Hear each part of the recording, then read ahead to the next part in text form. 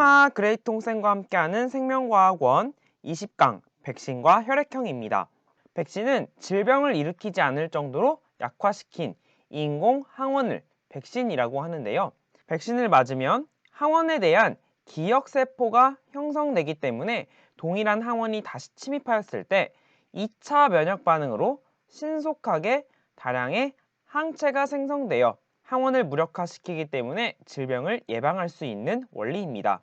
백신 접종에 따른 항체 농도 변화 그래프를 보면 항원 A와 항원 B에 노출된 적이 없는 어떤 G에 항원 A에 대한 백신만을 접종하였습니다.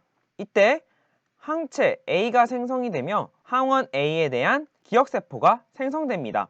이후에 실제로 항원 A와 항원 B가 침입했을 때 항원 B에 대해서는 1차 면역 반응이 일어나는 반면 항원 A에 대해서는 2차 면역 반응이 일어나게 됩니다. 2차 면역 반응의 특징은 기억세포가 형질세포와 기억세포로 분화되고 형질세포는 항체를 생성하여 항체 A가 생성되기까지의 시간이 짧고 생성 속도가 빠르고 생성되는 항체의 농도가 높다라는 특징을 가지고 있습니다. 이처럼 실제로 항원이 침입하였을 때 항원이 증식하기 전 빠르게 항원을 무력화시킬 수 있다는 장점이 있기 때문에 백신을 접종하는 것이 중요한데요.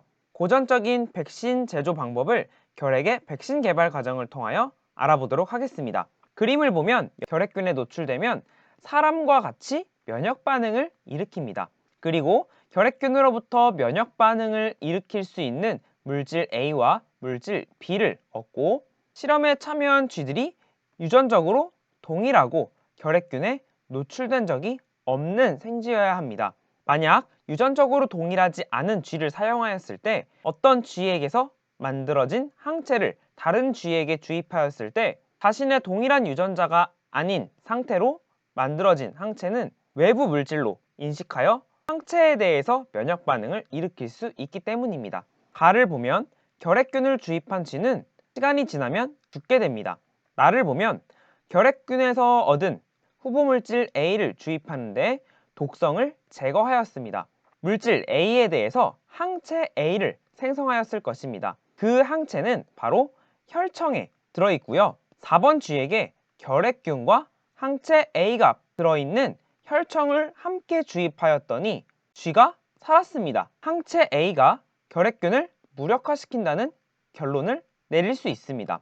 단은 마찬가지로 결핵균에서 얻은 물질 B를 독성을 제거하고 주입하였고 이 혈청에는 항체 B가 들었을 것입니다. 결핵균과 함께 5번 쥐에 항체 B가 들어있는 혈청을 주입했지만 이 쥐는 죽었습니다. 즉 항체 B는 결핵균을 무력화시키지 못한다는 결론에 이르고 최종적으로 결핵균에 대한 백신 제조에는 물질 B보다 물질 A를 이용하는 것이 효과적이라는 결론을 내릴 수 있습니다. 이처럼 백신 후보 물질을 알아내는데 수백, 수천 가지고 그중에 병원체를 가장 효과적으로 무력화시킬 수 있는 항체를 만들 수 있도록 해야 하기 때문에 백신 개발에는 엄청난 시간이 소요된다는 것을 참고로 알아두시면 되겠습니다. 사람의 혈액형은 ABO식 혈액형과 RH식 혈액형 이외에도 수백 가지의 혈액형이 존재하는데요. 수혈과 관련된 가장 중요한 혈액형이 20가지 정도 됩니다. 그 중에 ABO식 혈액형과 RH식 혈액형이 대표적으로 알려져 있는데요. 항원항체 반응과 관련해서 두 혈액형에 대해 알아보도록 하겠습니다. ABO식 혈액형은 적혈구 표면에 있는 응집원의 종류에 따라 4개의 유형으로 구분할 수 있는데요. 이 응집원의 정체는 바로 적혈구 세포막에 있는 당사슬입니다. 응집원이 바로 항원으로 작용하고 응집소는 이에 대한 항체로 혈장에 존재합니다. A형은 응집원 A, B형은 응집원 B, AB형은 응집원 A와 B를 모두 갖고 있고 O형은 응집원이 없습니다. A형의 사람이 응집원 A와 항원 항체 반응을 할 수 있는 응집소 알파를 가지면 안 되겠죠. A형의 혈장에는 항체로 작용할 수 있는 응집소 베타가 존재합니다. B형은 응집소 알파가 존재하고 AB형은 응집소가 없습니다. O형은 응집소 알파와 베타 모두가 있습니다. 자, 이를 바탕으로 ABO식 혈액형의 판정 원리를 알아보도록 하겠습니다. 만약 응집원 A와 응집소 알파가 만나면 항원 항체 반응이 되어 서로 응집 반응이 일어나게 되고요. 응집원 B와 응집소 베타가 만나면 항원 항체 반응에 의해서 응집 반응이 일어나게 됩니다. 혈액형을 판정할 때 먼저 A형의 혈액, B형의 혈액, AB형의 혈액, O형의 혈액을 각각 떨어뜨립니다. 그리고 여기에 응집소 알파가 포함되어 있는 항 A 혈청, 응집소 베타가 포함되어 있는 항 B 혈청을 떨어뜨리는 것입니다. 그러면 A형의 응집원 A와 항 A 혈청의 응집소 알파가 만나 응집 반응을 일으키게 되는 원리죠.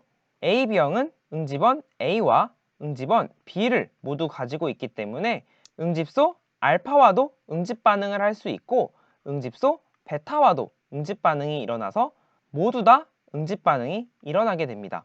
O형은 반대로 응집원이 존재하지 않으므로 응집소 알파와도 베타와도 모두 응집 반응을 하지 않는다는 특징이 있습니다. 이런 원리로 혈액형을 4가지로 구분할 수 있는 것이죠. RH식 혈액형도 마찬가지입니다. 적혈구 표면에는 수많은 응집원들이 존재하는데 그 중에 RH형과 관련된 응집원을 응집원 D라고 부릅니다. RH식 혈액형은 응집원 D가 있는 RH 플러스형, 응집원이 없는 RH 마이너스형으로 구분할 수 있고 RH형은 혈장에 응집소가 없고 RH 마이너스형도 혈장에 응집소가 존재하지 않습니다. 하지만 응집원 D를 가진 적혈구가 RH-형을 가진 사람 혈액에 들어오게 된다면 외부 물질로 인식하여 이에 대한 RH 응집소를 생성하게 됩니다. 바로 항체를 만드는 것이죠. 항 RH 혈청에는 RH 응집소가 들어있고요. RH 플러스형에만 응집원 D가 존재하므로 RH 응집소와 항원 항체 반응을 할 수 있기 때문에 응집 반응이 일어나 RH 플러스형과 RH 마이너스형을 구분할 수가 있습니다. 사람의 혈액이 부족할 때는 다른 사람에게 피를 받는 수혈을 하게 되는데요. 수혈은 같은 혈액형끼리 하는 것이 원칙입니다. 그 이유는 만약 A형인 사람이 B형인 사람에게 혈액을 제공할 때 A형에는 응집원 A, B형에는 응집소 알파가 있습니다. 따라서 A형의 혈액을 수혈받은 B형 사람은 혈액에서 응집 반응을 일으킬 것이고 혈관 속에서 피가 굳어 혈액순환이 되지 않아 부작용으로 사망할 수도 있습니다. 하지만 전시 상황과 같은 매우 긴급한 상황에서는 혈액을 주는 사람의 응집원과 혈액을 받는 사람의 응집소 사이에만 응집 반응이 일어나지 않으면 ABO식 혈액형이 달라도 소량 수혈할 수 있다는 예외가 존재합니다. 예를 들면 A형인 사람이 O형인 사람에게 수혈받는 경우 O형의 응집원 O와 A형의 응집소 베타가 서로 항원, 항체 반응을 일으키지 않기 때문에 O형은 A형에게 소량 수혈이 가능합니다. 하지만 소량 수혈만 가능한 이유는 만약 다량 수혈로 O형의 응집소 알파가 A형에게 주입된다면 다량의 응집 반응을 일으켜 위험할 수 있습니다. 소량 수혈의 경우 혈액을 주는 사람의 응집원이 응집소보다 그 양이 훨씬 많기 때문에 가능한 것이고요. 만약 혈액을 주는 사람의 응집소가 점점 많아진다면 응집 반응의 영향이 더 커져 문제가 발생할 수 있습니다. 따라서 혈액형이 다를 때는 소량 수혈만 가능하다. RH식 혈액형도 마찬가지입니다. 매우 긴급한 상황에서는 RH-형의 응집원이 존재하지 않고 RH 플러스형에는 응집소가 존재하지 않기 때문에 언뜻 보면 RH는 다량 수혈을 해도 문제가 없을 것 같지만 나와 같은 유전자를 가진 사람에게서 만든 혈액이 아니기 때문에 예기치 못한 항체를 생성할 수 있기 때문에 소량 수혈을 원칙으로 한다는 것을 기억해 두시기 바랍니다. 소량 수혈이 가능한 경우는 혈액을 주는 사람의 응집원, 혈액을 받는 사람의 응집소 사이에 응집 반응이 일어나지 않으면 되니까 주원, 받소를 확인해 보면 소량 수혈이 가능한 여부를 쉽게 알 수 있습니다. 이 원리를 바탕으로 수업 시간에 실제 혈액형 판정 실험을 진행해 보도록 하겠습니다. 구독과 알림 설정, 복습까지 챙기세요. 지금까지 그레이트 홍쌤이었습니다. 홍빠!